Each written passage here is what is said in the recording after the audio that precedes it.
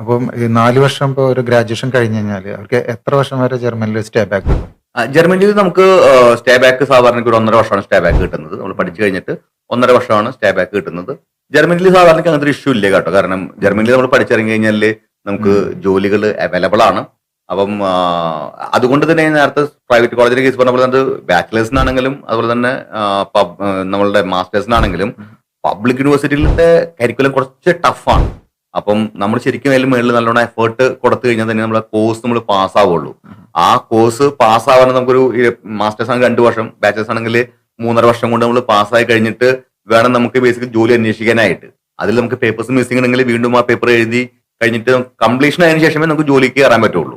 അതിന് പ്രൈവറ്റ് ആണെന്നുണ്ടെങ്കിൽ നമ്മൾ ഒരു ആവറേജ് ആയിട്ടുള്ള സ്റ്റുഡന്റ് ആണെന്നുണ്ടെങ്കിൽ നോർമൽ കേസിൽ ഒരു 1.5 വർഷത്തെ മാസ്റ്റേഴ്സും അല്ലെങ്കിൽ 3 വർഷത്തെ ബാച്ചിലേഴ്സും കംപ്ലീറ്റ് ചെയ്ത് കഴിഞ്ഞാൽ അവർ കംപ്ലീറ്റ് ചെയ്യാനായിട്ട് ബുദ്ധിമുട്ട് വരില്ല. അവർ പാസ് ആവാറുണ്ട് സാധാരണ നിലയ്ക്ക്.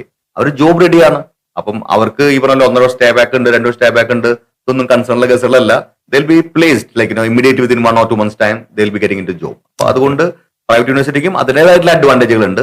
പിന്നെ നമ്മൾ കമ്പയർ ചെയ്യുമ്പോൾ പ്രൈവറ്റിൽ നമ്മൾ പൈസ കൊടുത്ത് പഠിക്കുകയാണ്, ഗവൺമെന്റിൽ നമ്മൾ പൈസ കൊടുക്കാതെ പഠിക്കുകയാണ്. സോ ആ ഒരു കേസ് വരുന്ന സമയത്ത് അറിയാമല്ലോ, മെജോറിറ്റി ആയിട്ടുള്ള കുട്ടികളും ഇവർ പോലെ ഗവൺമെന്റ് യൂണിവേഴ്സിറ്റീസ്, പബ്ലിക് യൂണിവേഴ്സിറ്റി തന്നെയാണ് ചൂസ് ചെയ്യാറുണ്ടായിരിക്കും.